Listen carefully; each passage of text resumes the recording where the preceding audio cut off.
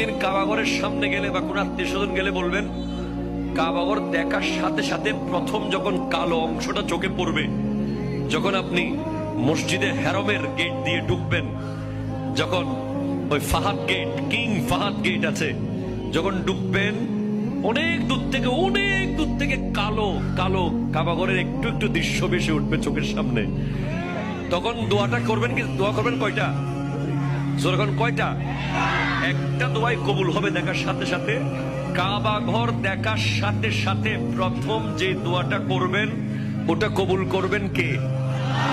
এখন শিখে নেন, অনেক মানুষ জানেন না হিকমত। আপনি একটা দোয়া করবেন, একটাই শেষ, একটা সুযোগ পাবেন আপনি, কিন্তু আপনি এমন এক দোয়া করবেন যেন যতদিন ওখানে থাকেন প্রত্যেক দোয়া কবুল হয়ে যায়। এই হিকমতি দোয়াটা শিখে নেন।